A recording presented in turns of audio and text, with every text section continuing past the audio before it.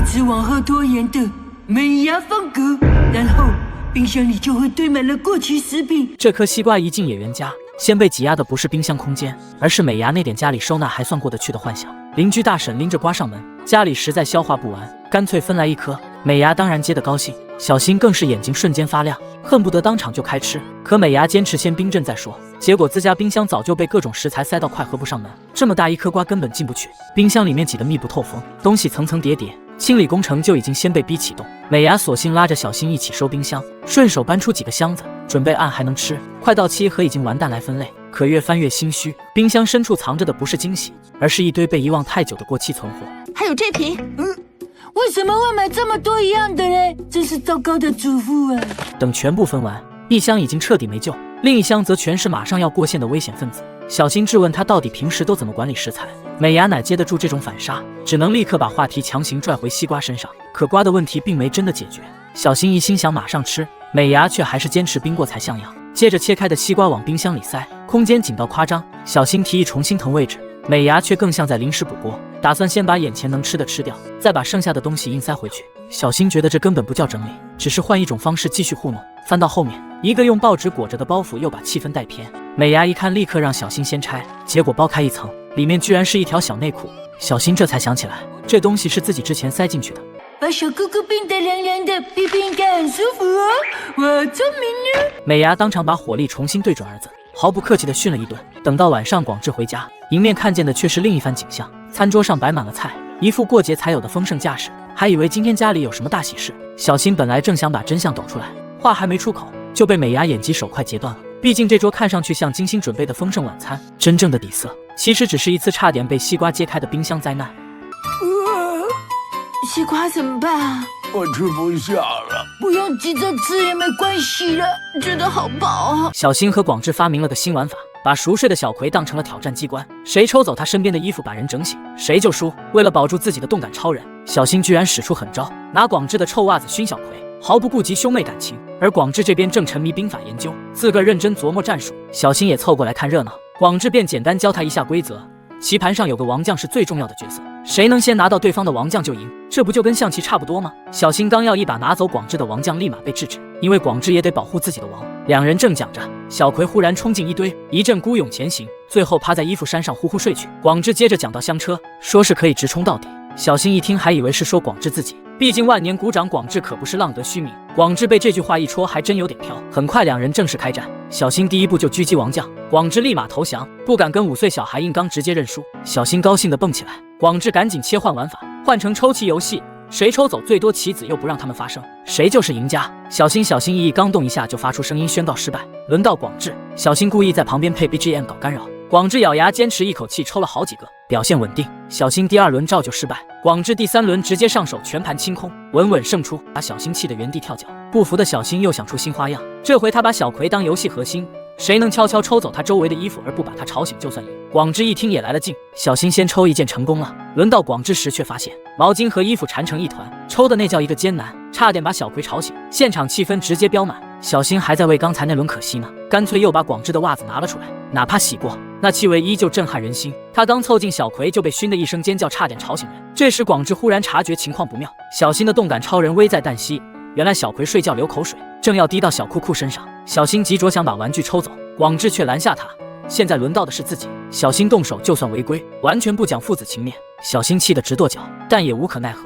就在气氛僵住时，小葵突然一个吸溜把口水吸回去，然后侧头一扭，脸对着的正是广志的衬衫。广志也开始紧张，小葵左右翻身，眼看小裤裤又要遭殃，小新灵机一动，再度掏出广志的袜子。袜子刚凑过去，小葵瞬间脸色一变，一口气咕噜到了墙角。小新和广志吓了一跳，谁料小葵醒来竟没哭，反倒直愣愣盯上了小新，咧嘴就追。广志一脸震撼，这个強者だ。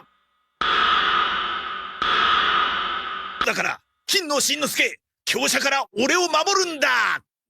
小新刚想后退，直接撞上广志肚子，疼得广志眼冒金星。紧接着小葵一个猛扑，小新也没躲过，被扑倒在地。这就是小葵大小姐的觉醒时刻。小新，你看啊，你看奶奶跳仙鹤舞，哎呀，可以把它绑在一起吗？哎呀，说不定可以啊！哎呀，你看，摇啊摇，摇啊摇。美牙完全没料到，她那看似朴实无华的奶奶，竟然比爷爷还要厉害。在一个清晨，美伢接到了远在秋田的爷爷寄来的信件。她刚刚阅读完毕，爷爷和奶奶就意外地出现在了她家门口。重逢后的欢乐场面让美伢感到非常的欢迎和激动。面对这突如其来的访问，美伢和奶奶交谈甚欢，而爷爷则与小新进行了正式的问候。快住口！好恶心啊！不过我先表现一下我们之间的爱情。这个叫做亲情。拜托你，可不可以像一般的孙子跟爷爷那样表现得正常一点？进入客厅后，两位老人对于满地的玩具感到震惊不已。我马上收拾。美伢非常感激奶奶主动提出来帮忙准备晚餐，爷爷也表示要协助清理客厅，但实际上他很快就和小新一起在客厅里玩起了淘气的游戏。如果你们不想帮忙的话，请到2楼去可以吗？甚至把已经收拾好的玩具又弄乱了。看到这一切的美伢忍无可忍，立刻将他们俩送到了2楼的房间。在爷孙俩被赶上楼后，美伢迅速把客厅整理得井井有条。意识到晚上爷爷奶奶会留宿，她决定去打扫2楼的房间。当她走到楼上时，房间内的状况让她大吃一惊。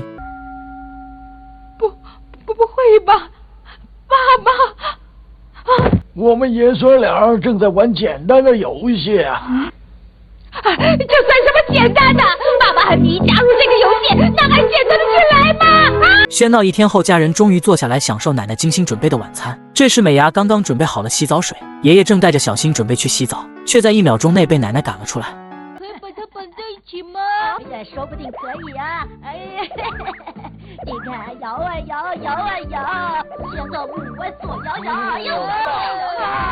妮妮偶然发现了一只奇妙的鞋子，幻想自己正处于一个灰姑娘的故事中，相信这鞋子的失主将是她命中注定的王子。于是她果断地组织小朋友们帮忙搜索幼儿园的每一位男生。那天，妮妮沉浸在童话书中，梦想着自己的浪漫爱情故事，而小新则因为枯燥的故事打起了哈欠。当妮妮质疑小新没有认真听时，小新机智地重复了妮妮的话，然后拿起零食就走了，让妮妮觉得小新对浪漫一窍不通。小新离开妮妮家后，正遇到美伢，便请求美伢带他一起去公园。在拐角处，妮妮突然想起要给小新戴帽子，但他已经不见踪影。意外的是，妮妮在家门口发现了一只孤单的鞋子，误以为是小新的。到了公园，小新却否认这鞋子是自己的。妮妮心头一喜，以为这确实是某个王子的鞋子，她幻想穿上这鞋子将寻得真爱。正南好奇地询问这幻想中的王子可能在哪里，小新则好奇地想一探究竟，看看这位王子到底长什么样。妮妮激动地召集伙伴们加入她的寻找王子的冒险。第一个目的地是她经常去的美发店，美发师疑是那神秘的鞋子，发现鞋子小得多，显然不合适。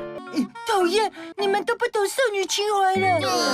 风间评价到这鞋显然不适合成年人。妮妮对风间的直言不讳感到愤怒，使得其他小伙伴们也害怕出声。他们回到公园，却发现妮妮竟然想召集幼儿园的所有男生，让他们一个个试穿鞋子，以确定她的王子。虽然大家对这种做法持保留态度，但妮妮的坚持和即将发作的脾气让他们不得不从。结果所有男生都尝试了鞋子，但没有一个合适的。风间尝试劝说妮妮放弃这一无望的任务，妮妮心碎，但仍不愿放弃，坚持要继续寻找。其他小伙伴虽感到被利用，但无奈之下还是继续协助。妮妮突然说要上厕所，留下一群小伙伴在炎热中困惑和担忧。正南甚至建议趁机溜走，不再参与这看似无止境的寻找。大家正准备离开时，阿呆不知所措地拿着鞋子，不知下一步该怎么做。风间这时才想起来，他们4个中还没有人试穿过这只鞋子，但小新还是怂恿风间试一试。风间不服，反过来挑战小新试穿。小新虽然犹豫，最终还是决定给他一试。遗憾的是，鞋子对他来说太小了。轮到风间，尽管他看到了小新的失败，仍带着一线希望尝试。不幸的是，鞋子对他也太小，让他松了一口气。接着是阿呆的轮次，尽管寒风让他的鼻涕凝固，他仍勇敢地试穿。幸运的鞋子同样不适合他，